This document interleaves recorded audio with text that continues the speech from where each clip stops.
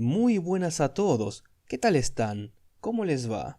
Espero de corazón que muy bien, y más aún en estos tiempos difíciles que estamos viviendo. Mi nombre es Iscar y les doy la bienvenida al podcast de los caídos, un pequeño rincón en mi canal en el que estaré hablando de la saga de Malaz y quizás de alguna otra cosa que se me vaya ocurriendo con el pasar del tiempo. Bueno, ¿de qué iría este podcast? La idea principal es hablar un poco de fantasía épica y de los libros que tanto nos gustan, en especial la saga de Malaz, de una forma un poco menos guionada, algo así como una charla de tú a tú. Y ahora la pregunta del millón. ¿Cada cuánto tengo pensado sacar este podcast? Bueno, la idea principal sería hacerlo o una vez al mes o una vez cada 3 videos. Me explico. Si se fijan en mi canal, he empezado a seguir un cierto patrón en mis publicaciones. Hago 3 videos de Malaz, ya sea el libro de los caídos o recientemente el último video que publiqué, que es el de Eslemond, hablando un poco de la noche de los cuchillos, o sencillamente cuando se me ocurra. Pero la idea principal es sacarlo cuando quiera. Como un contenido extra. Sí, eso sería un contenido extra.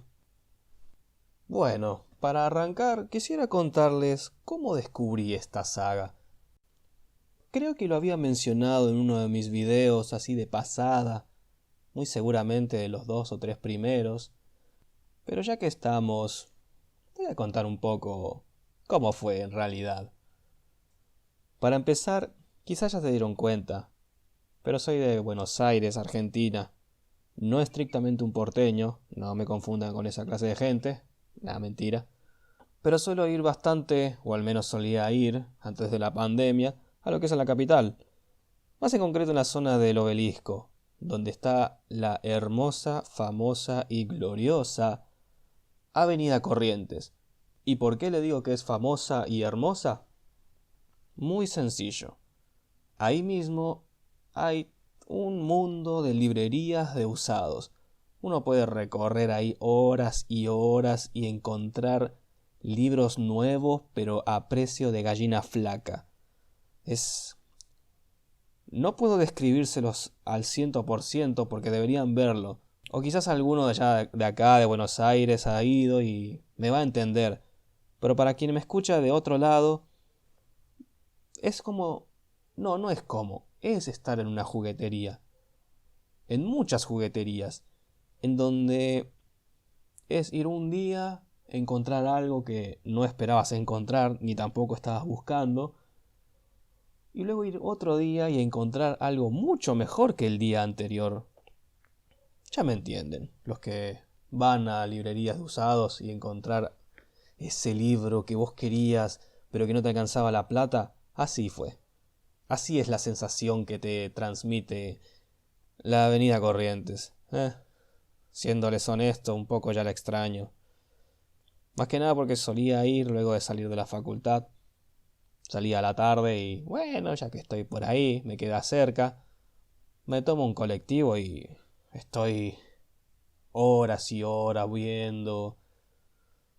Y sí, a ver, con 500 pesos, ahí mismo, te puedes armar tu propia biblioteca, tu primera biblioteca. No sabes cómo arrancar, te vas ahí a Avenida Corrientes y créeme que vas a encontrar de todo, pero de todo. Cómics, mangas, libros, por ahí alguna película vieja, vinilos. Si son de la zona y el día que esta pandemia de mierda termine, merece la pena volver a ir a la Avenida Corrientes. Pero bueno, les iba a contar cómo es que conocí esta saga. Mucho misterio no hay. Andaba caminando por la Avenida Corrientes, chusmeando librerías, viendo qué podía comprarme. Tenía algo de plata, siempre llevo algo de plata ahí cuando voy a chusmear libros. Y me crucé en una librería ya muy adentro de la avenida, alejado ya de lo que es el obelisco. Y vi que vendían libros a 50, a 60 pesos. Para que se haga una idea del exterior, si es que alguien me está viendo fuera de Argentina, pónganle menos de $1. Sí, menos de $1. O $1. No, ni puta idea cuál dólar hay que tomar. Hay como 5 o 6 distintos tipos de dólar y uno sube, el otro baja, o todos suben y ninguno baja. Pero para que nos entendamos, $1 los libros. Y había uno en el sector esto de libros por 60 pesos, que era un libro grande, gordo, azul, decía, ¡fua! 60 mangos este libro. Lo agarré, empecé a leer lo que era la contratapa para hacerme una idea de qué carajo es este y por qué lo están vendiendo tan barato. No, no entendí nada, no sé, no tenía idea de nada literalmente, y aún así lo compré. Una sabia decisión, en su momento me pareció la decisión más estúpida, porque empecé a leerlo y no entendí nada, no entendí los nombres, los términos. ¿Qué es esto? ¿Qué es esto? ¿Esto es un flashback? ¿Esto es un prólogo? ¿Un capítulo? No entendía nada. Cuestión, pasó el tiempo, me puse a averiguar un poco de qué era esto, y ahí es cuando descubro que este libro, concretamente Memorias del Hielo, no era el primer libro, sino que era el tercero, y que incluso era una saga comprendida por 10 libros. Y yo dije, oh mierda, ¿en dónde me metí? Pasó un tiempo, ni idea cuánto, y en otra librería encontré el primer libro. A ver, lo compré, me lo puse a leer y fracasé en continuarlo. Literalmente fracasé. De pedo llegué a terminar lo que es la primera parte, que es Pale. Y es la parte más larga de lo que conforma todo el primer libro. Lo abandoné ahí porque no entendía nada. Me puse a leer otras cosas. Más en concreto me volví a leer la saga del Señor de los Anillos, en especial el Silmarillion, que sí, puede decirse que es uno de mis libros favoritos, o como cuenta la cosmogénesis de Ea, de lo que es el mundo donde transcurre el Señor de los Anillos, el Silmarillion, toda la historia de los Valar, etcétera, etcétera, etcétera. Y a la vez estaba leyendo la saga de Canción de Hielo y Fuego. Había conseguido el quinto libro la edición grande que tiene la foto, la portada roja con Daenerys enfrente del dragón negro, Drogon creo que se llamaba, no me acuerdo. Lo estaba por terminar y bueno, ya conozco los que estamos leyendo la saga de Canción de Hilo y Fuego, que no somos pocos, seguimos esperando bastante a la salida del siguiente libro, Vientos de Invierno. Y lo curioso es que todo el mundo habla de Vientos de Invierno, de cuándo va a salir, de que George R. Martin ahora empezó a escribirlo, o sea, ya tenía un par de capítulos escritos, incluso se publicaron algunos. Pero a ver, la gente habla de Vientos de Invierno y eso está bueno, que se hable, que se discuta. Pero mejor no nos pongamos a pensar en el último libro, que el título, no recuerdo en dónde lo leí, el título es Sueños de Primavera. Si ya pasaron, ¿cuántos? 6, 7 años, 8 quizás de la publicación de Danza con Dragones. Ay, mejor ni nos planteemos cuándo podría llegar a salir Sueños de Primavera. O sea, hagamos que no existe un séptimo libro. Hagamos que va a salir Vientos de Invierno. Va a salir ese y lo vamos a disfrutar. No pensemos que tiene que salir un séptimo libro. Bueno, yo estaba leyendo esta saga, Canción de Hielo y Fuego. Ya la había terminado. No tenía otra cosa que leer. Hasta que recordé que tenía 2 libros. No, casualmente el primero y el tercer libro de Malaz, el libro de los caídos. Me puse a pensar, le di vueltas, investigué un poco más de la saga, y ahí llegó un pequeño detalle que me impulsó a querer leer esta saga. Y es muy seguro que todo el mundo lo sepa. O mejor dicho, ese detalle que se recalca mucho cuando alguien recomienda o habla de esta saga. No es para todos, es muy difícil, tiene un inicio muy turbulento. O la amás o la odias. El autor te advierte que si no te gusta el primer tercio del primer libro, que esta saga no es para vos. Y toda esa suerte de clickbait literario que todos vendemos para atraer a un nuevo adepto al mundo malazano y que se coma los 10 libros bien gordos de una. Y yo caí en ese truco, o sea, le di clic al bait. Ahí agarré la carnada y me tironeó fuerte. Y acá estoy, luego de haber terminado los 10 libros de Erickson, de la saga principal. Empecé a leer Los Jardines de la Luna, le empecé a prestar más atención. Y bueno, fue un viaje de ida, literalmente fue un viaje. Igual diría que no es tan complicado de empezar la saga. Muchos te la venden, incluso yo la he vendido como que no es para cualquiera. Pero sí, a ver, uno tiene que ponerle literalmente huevos u ovarios o lo que sea para continuar. Si es que te gusta si es que te gusta este género. Libros hay a montones, historias hay muchas. Y uno que no ha leído esta saga o que apenas ha escuchado, ve, pero escucha, opa, 10 libros, incluso uno más gordo que el otro y uno más complicado, y hay muchos personajes. Uno se pregunta, ¿vale la pena leer esta saga? ¿Vale invertir? No estoy hablando de un mes, 2 meses, quizás años de tu vida en algo que no sabes si te va a gustar. Y esa pregunta a mí se me había planteado cuando la empecé a leer. Empecé a leer Los Jardines, la terminé, conseguí el segundo libro, Las Puertas, una onda para tener una primera trilogía, así, Los Jardines, Las Puertas y Memorias. Y bueno, dije, bueno, voy a leer estos libros. Si me gustan, bueno, vamos a seguir con la saga. Si no, bueno, me meto los 3 libros en el orto. Tranquilamente pensé en eso.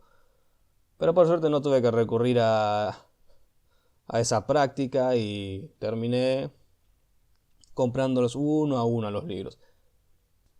Hace un par de años había salido la noticia, la trágica noticia, de que la editorial que estaba publicando Malaz, la Factoría de Ideas, cayó en bancarrota, o algo así había leído, y quedaron justo en publicar el 8.º libro, Doblan por los mastines, con la portada original, toda esa negra con tonos verdes y con ese perro mirándote fijo. Quedó quedó ahí en publicar esa. Les faltaba publicar Doblan por los mastines. Pero que esto es casi un meme dentro de... No, no diría un meme. Una, una pizca de ironía. O lo que sea.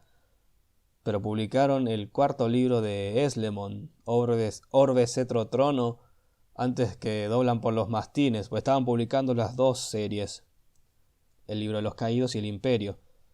No sé si habrá sido una buena práctica el hacer eso, más teniendo en cuenta lo complicado que es tratar de seguir una cronología de acontecimientos con con las dos series. Porque sí se complementan, hay elementos que no se exploran en una, pero sí en otra y viceversa. Pero yo creo que esto ya me he repetido en 2 videos. diciendo algo así como no leas El retorno de la Guardia Carmesí si no leíste Los Cazahuesos, mínimamente. O no leas Orbe, Cetro, Trono si no terminaste el libro de los caídos. Y toda esa gilada.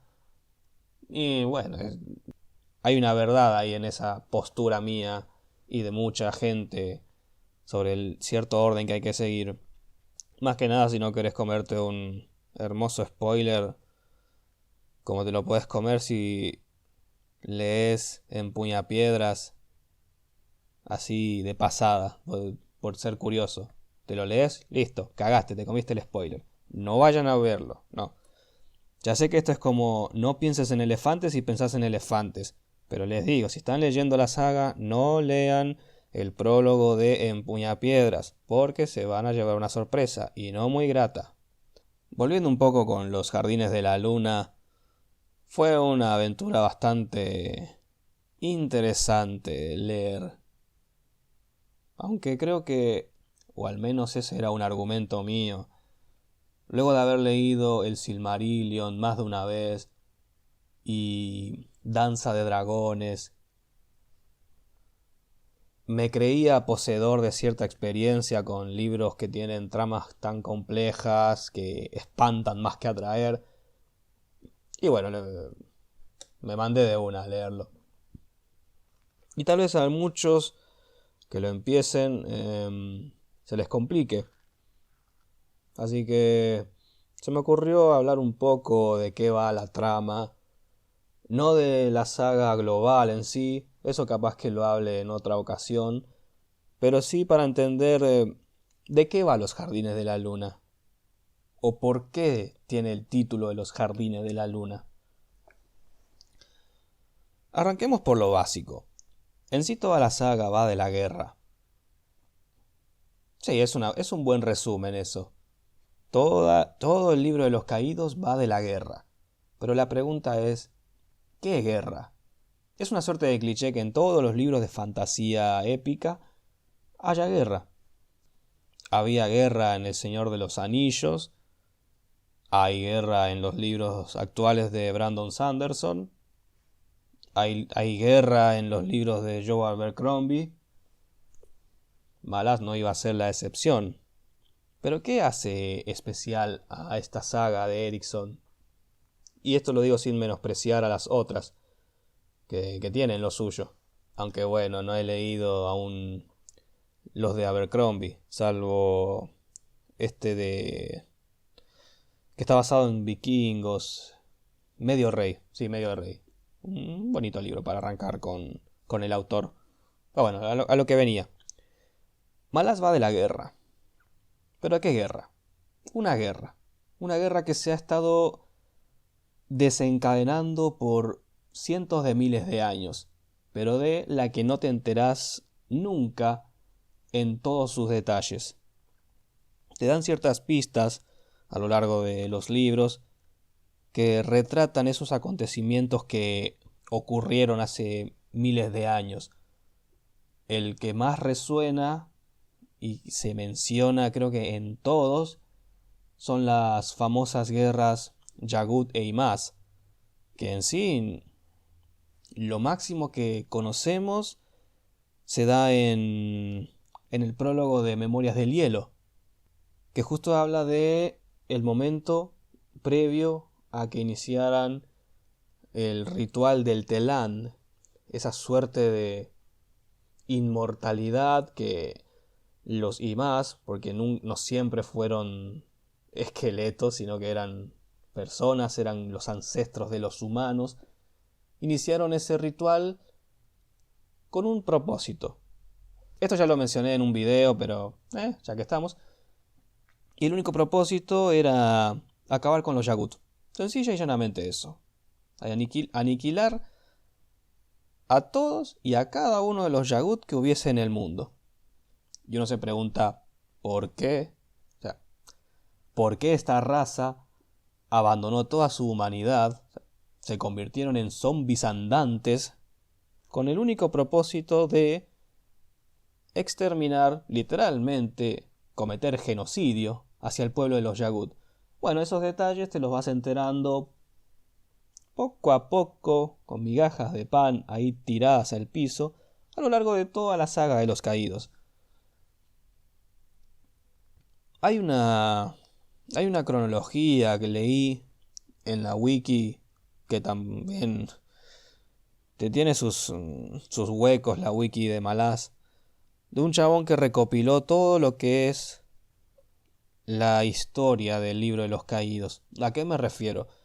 Puntuó, hizo como una lista de todos los eventos claves que marcaron lo que es el mundo de Wu, el nombre en broma que le puso Erickson a lo que es el planeta, donde contiene los continentes de Genavaki, 7 ciudades, Lether, Kolans, Korel, Stratem, y quién sabe si hay un par más por ahí escondidos. Bueno, como decía, este chabón había hecho una cronología que yo me la leí y algunas cosas no sé si se las sacó de la chistera o son propias de la saga. Ya aborda ciertos elementos que no se hablan en el libro de los caídos, quizás a lo sumo un poco de otra guerra como lo fue la guerra de la raza de los Keshain, los Naruk y los Yemalé, los cola corta y los cola larga, que creo que se relata en... un poco se habla de la guerra, al menos lo menciona Calor en el tercer libro, de los Naruk, que fueron los creadores o los inventores de cierta tecnología que les permitía construir fortalezas flotantes, como lo es Engendro de Luna. Es una guerra que no se habla mucho, al menos que yo recuerde.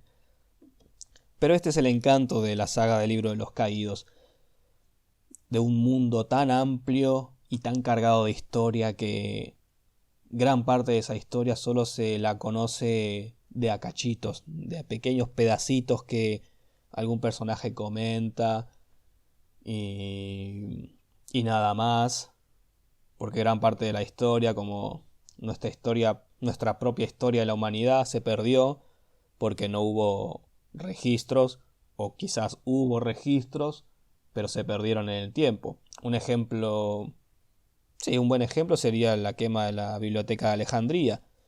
Hay mucho conocimiento que estaba ahí que se perdió. Pero bueno, yo iba a hablar de los Jardines de la Luna y estoy hablando de la guerra. Sepan disculparme. Los Jardines de la Luna es un inicio especial. No es el único de su tipo. Esto es que inicie in medias res, que en medio de algo, que empiece no con el típico inicio de el protagonista humilde que vive en una granja y que sale a hacer aventuras, típico como el Señor de los Anillos, el Hobbit, pero en sí no es el único que tiene esta clase de inicios. El primer ejemplo que se me viene a la mente es el primero de la saga Dune. Ya en el primer capítulo, la familia Atreides está empacando sus cosas para irse al planeta Arrakis, ese planeta desértico que vulgarmente se lo conoce como Dune, a lo largo de todo lo que es el imperio galáctico de esa saga. Una linda saga también. Volviendo a Malaz, Los Jardines de la Luna tiene como trama una guerra. ¿Qué guerra? La guerra entre el imperio malazano y el continente de Genavakis. En sí no sería una guerra entre los buenos contra los malos, el ejército del anillo contra los esbirros de Sauron. Es un conflicto expansionista.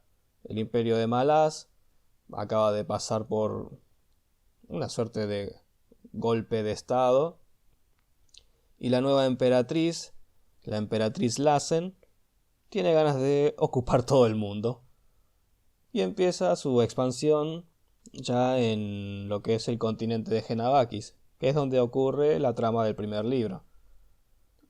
Y acá es cuando ya te metes o te mete Erickson de lleno en su mundo.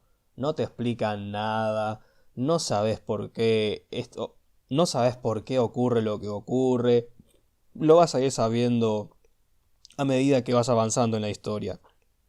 Tu única fuente, o mejor dicho, tu única base para situarte en espacio temporal es ese epígrafe que se da lo que es al inicio de la primera parte de Los Jardines, en la que te cuenta que el segundo ejército de Dushek está guerreando con las ciudades libres del norte de Genabakis por 8 años, si mal no recuerdo, y que todo iba bien hasta que apareció la hueste de mercenarios de la Guardia Carmesí y los Tisteandi de Anomander Rake, y ahí se le complicó todo.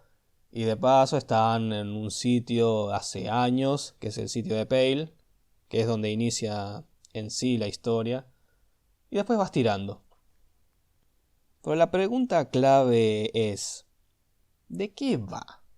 ¿Qué me está contando? ¿Cuál es la historia en sí de los Jardines de la Luna?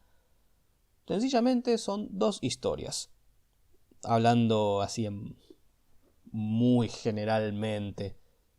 La primera ocurre en la primera parte de todo el libro, que está dividido en 7 partes, que es el asedio de Pale, y de cómo todo el ejército o la gran mayoría del ejército de Dujek se va a la mierda en un solo ataque del Tisteandi Anomander Rake. Y lo que sigue es cómo van ocupando la ciudad, cómo se van organizando, conocemos un poquito a los personajes, a este, entre comillas, protagonista que es el capitán Gano Sparan, que ya si mal no recuerdo, el cuarto capítulo se lleva una pequeña sorpresa de lo que es ser un soldado en el mundo de Malaz. Y la segunda historia va de Darujistán. Es como una suerte de segundo inicio dentro de este libro en sí. Y es un inicio un poco confuso, porque pasás de ya convivir con ciertos personajes como son los abrazapuentes, el segundo ejército, la maga suprema Tattersail y toda esa suerte de intriga que hay con el imperio y la consejera Lorne y lo que busca conseguir, a todo un nuevo elenco de personajes, en especial este señor redondo conocido como Krupe y que solo Krupe necesita de su propia compañía para ser feliz, y este nuevo entorno que es la ciudad de Fuego Azul, Darujistán, con sus gremios de asesinos, sus ladrones, sus calles, sus tabernas, toda una impronta de la identidad que te quiere entregar Erickson en lo que es Darujistán, que quiere que vos la conozcas, que te sientas en ambiente y que si te dicen el bar de Quip o la taberna de Fénix, ya sabes a dónde se dirige tal personaje, o si te dice este personaje va a hacer una cosa, ya sabes quién es. Pero sí, eso sería Darujistán. Sí, 2 historias serían, pero creo que voy a decir 3 historias. La primera es lo que ocurre en la primera parte, Pale, y el fin del sitio a esa ciudad, con la aniquilación del ejército de Dujek. La segunda historia es algo que ocurre dentro de la ciudad misma de Darujistán, la que un grupo de amigos, bueno, amigos, colegas, compañeros de andanzas, quieren lograr que uno de sus colegas recupere su estatus dentro de lo que es, no es la nobleza en sí, sino el consejo de la ciudad. La parte, digamos como la parte política. No es, en sí son nobles, pero son más nobles tirando a lo político que lo aristocrático. Como hablar, por ejemplo, de la aristocracia en Inglaterra. No son esa clase de nobles, sino nobles tirando a la política. Esa es la segunda historia, lo que ocurre en sí en Darujistán. Y la tercera tiene que ver con el ejército malazano, el imperio malazano, y su hambre de querer conquistarlo todo. Y el siguiente objetivo de la emperatriz es conquistar Darujistán, que en sí no es una ciudad que está ahí esperando a que la conquisten, no, es una ciudad con todas sus callejuelas, sus callejones, sus tabernas, su gente que vive una vida, que nosotros vamos conociendo cómo es esa vida, que va a tener la fortuna de cruzarse en el camino de las ambiciones expansionistas de Lassen, la emperatriz. Esas tres historias serían las que están presentes en este primer libro: Veil, Darujistán y conquistar Darujistán. Obviamente hay subtramas dentro de estas tres historias, como lo es esa sospecha que hay por parte de los abrazapuentes de que intentan aniquilarlos, ya que pertenecen a algo conocido como la vieja guardia, que era todo el cuerpo militar que le fue fiel al emperador Kelambet, el anterior emperador, y que ahora se tiene que comer el bardo porque tiene una nueva emperatriz. O la trama de Lorne, la consejera de la emperatriz misma, que además introduce ciertos elementos que se van a explicar mucho más adelante, no en sí en este libro, sino en los otros, como lo son los Yagut y los Tlanimás, y qué son en sí los Tlanimás, las razas fundadoras. Pero sí, eso sería a grandes rasgos de qué va el primer libro de Malaz. Ahora, ¿por qué se llama Los Jardines de la Luna? A partir del tercer libro, que es Memorias del Hielo, los títulos empiezan a tener un carácter casi metafórico. No es algo tan explícito como lo es del segundo libro, Las Puertas de la Casa de la Muerte, o Dead House Gates en inglés, que hace referencia a una casa, a una ubicación, a un sitio en sí, que es la Casa de Muerte, que está ubicada en Ciudad Malaz, y que es uno de los objetivos, sí, una de las tramas, mejor dicho, de ese segundo libro. Pero ya Memorias del Hielo, La Casa de Cadenas, Mareas de Medianoche, ya son más metafóricos, que hacen referencia a un elemento puntual dentro de cada uno de sus libros. Y Los Jardines de la Luna, tengo dos teorías. Es algo muy común teorizar de esta saga, incluso muchos años después de que ya terminó. Hay dos elementos que se presentan en este libro. Uno de ellos es la fortaleza flotante de Anomander Rake, que se la conoce como Engendro de Luna, y que más adelante se hace, más adelante de la saga, alguien hace mención a lo que es la ciudadela misma que hay dentro de Engendro de Luna, que por muchos años, no estoy seguro cuántos años en sí, fue el hogar de los Tisteandi, y que resulta un misterio muy atractivo para los humanos, si es que no los están matando, obviamente. El otro es una historia que le cuenta un personaje a otro personaje, creo que poco después de la mitad del libro, que hace referencia a un dios que tiene unos jardines en la luna misma, y que un día caerá al mundo y se llevará a la gente justa a su paraíso. Es un cuento. Pero estoy seguro de que hace referencia a Engendro de Luna. Por algo tiene el título Luna en el libro. Pero es un detalle. Pero ya les digo, a partir del tercer libro, los títulos tienen más un aire de metafórico que literal. O sea, no tenés que romperte un poco la cabeza para entender a qué se refieren. Salvo el último, que es El Dios Tullido. ¿De qué habla? Pues ya sabes, del Dios Tullido. Es una lectura especial este primer libro. Ya de por sí está esa advertencia del mismo autor, que si no te gusta el primer tercio, ni te molestes en seguirla. Eh, si te gusta la fantasía épica, y ya estás acostumbrado a esta clase de historias, no veo razón alguna para que este te resulte difícil. Y no es que necesitas tener experiencia en leer libros complicados para poder disfrutarlo. A un amigo le recomendé esta saga, se compró el primer libro y ya va por el sexto. Se los compró uno a uno, a medida que iba terminando un libro, se compraba el otro. Un tipo goloso, la verdad.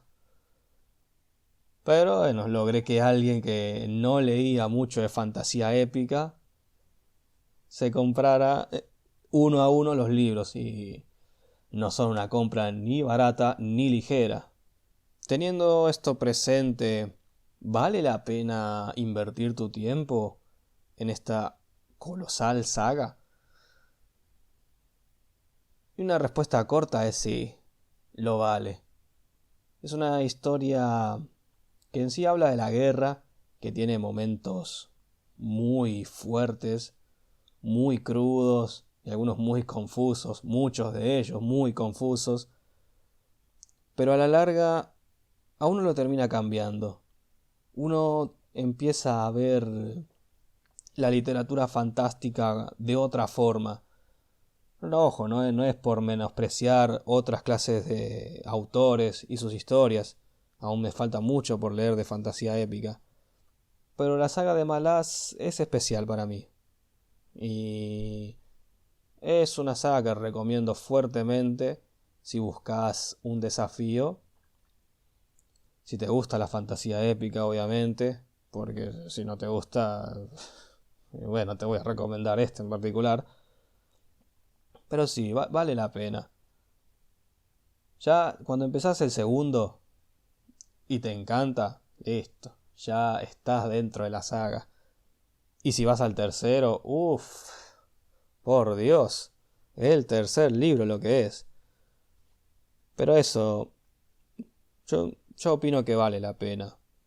Vale el esfuerzo, mejor dicho. Porque al final a uno lo cambia, sí. Lo voy a dejar ahí. A uno lo cambia. Y bueno, para ir cerrando este primer podcast de Los Caídos, quería recomendarle un par de lecturas para esta cuarentena, un poco fuera de lo que es la fantasía épica. En concreto les voy a recomendar un libro y un manga. Porque sí, también leo manga. El libro en concreto es uno de Philip K. Dick, y no es Sueñan los androides con ovejas eléctricas. Ese es bueno, pero no es de mis favoritos. En concreto les recomiendo Ubik, V larga y K. Ubik. Un libro de lectura muy ligera, rápido de leer, y que si ya sos un entendido de este autor, vas a ver que toca ciertos temas muy comunes dentro de su literatura, como lo es el cuestionamiento de la realidad, el existencialismo y las drogas, los alucinógenos. Ubik está ambientado en una suerte de tierra, es nuestro mundo, un poco retrofuturista, en el que existen personas con habilidades especiales a las cuales se las conoce como inerciales, ya sea telequinesis, precognición, telepatía y toda esa gilada. Existe lo que es una organización que subcontrata a esta gente con habilidades y ofrece sus servicios para otras empresas que necesitan cierta protección para espías que usen la telepatía para robar información confidencial. Por lo menos es un elemento presente. Tiene buenas dosis de acción y un poco de cuestionamiento de qué es la realidad y lo que percibimos como real y todo eso que hizo Matrix, pero sin tanta paja filosófica. Es un libro corto, lo recomiendo fervientemente. Si nunca leíste a Philip K. Dick, antes de leerte Sueñan los androides con ovejas eléctricas, te recomendaría que empieces por Ubik. Sí, es un buen libro para iniciar. No quiero hablar mucho de la trama porque podría entrar sin darme cuenta en un terreno de spoilers. Pero que quiero que te quede claro que es una lectura que no te va a dejar indiferente. Y la otra recomendación es un manga, también de ciencia ficción. ¿Te acordás cómo es el mundo real en Matrix? Con todas esas máquinas, esas megaestructuras, todo un mundo desolado, carente de vida, donde solo reina la tecnología. Bueno, este manga está ambientado en un mundo similar, pero a una escala tremendamente colosal, que hace que el mundo de Matrix, lo que es el mundo real, parezca un campo de juego, un pelotero para niños. El manga en concreto es Blame, del mangaka Tsutomu Nihei. Quizás te suene porque no hace mucho, sí, creo que hace un par de años se estrenó en Netflix una serie llamada Sidonia no Kishi, o Los Caballeros de Sidonia. Una cosa rara de ciencia ficción con CGI. Bueno, el autor del manga de Sidonia no Kishi primero escribió Blame. En sí no es la primera obra de Nihei, pero es la más famosa y un poco la más difícil de entender. Me explico. Blame va de una persona, voy a decirle persona, que anda vagando por este colosal mundo plagado de tecnología y megaestructuras, buscando un elemento que era propio de los humanos, pero que estos, al casi haberse extinguido, no están extintos, pero casi, ya no se encuentran en este mundo en sí. Y la trama va de él yendo de un lugar a otro buscando este algo. Y lo que es sorprendente de este manga es que, primero, el protagonista no habla mucho, en serio, no habla mucho. Si habla en un capítulo, con suerte son 3 o 4 diálogos. De resto es contemplar las viñetas y tratar de seguir al protagonista, que va de un lugar a otro. Y lo que más destaca de este manga, Blame, son los fondos. Son hermosos. Dentro de lo que es su aura oscura de ciencia ficción, son una delicia, la verdad. Es solo ver las megaestructuras. Busquen en Google Blame, el manga, y van a ver fondos que son megaestructuras, escenarios enormes, plagados de paredes rectas, maquinaria, todo un aura cyberpunk, pero un cyberpunk duro, de esos que decís es un futuro que, si lo comparamos con el de Matrix, preferimos el de Matrix a llegar a ese futuro, donde no hay nada, pero nada más que kilómetros y kilómetros y kilómetros de estructuras, fábricas, maquinaria, tecnología abandonada, etcétera. Podría ser de lectura ligera porque mucho texto no hay, pero a veces puede volverse un poco confuso el tratar de entender qué está pasando y por qué está pasando y a dónde está yendo el protagonista. Pero también lo recomiendo muy fuertemente. Si te gustó, o si viste siquiera Sidonia no Kishi, este puede que te guste. Si no, bueno, a ver, dale una mirada. Léete el primer... Sí, entre comillas, léete el primer capítulo, porque mucho texto no tiene, que digamos. Y después contame a ver qué te pareció. Y bueno, esas fueron mis dos recomendaciones, las vuelvo a repetir. Ubik, de Philip K. Dick, y Blame, de Tsutomu Nihei. Dos obras de ciencia ficción que merecen ser recomendadas. Y bueno, eso fue todo por este podcast de los caídos. Espero que lo hayan disfrutado. Es la primera vez que hago esto, honestamente, ya que estoy cerrando este primer programa. Se me ocurrió hacerlo mientras me estaba bañando. Un pequeño datazo antes de despedirme. Mi nombre es Iskar y nos estaremos viendo en la próxima ocasión. Adiós.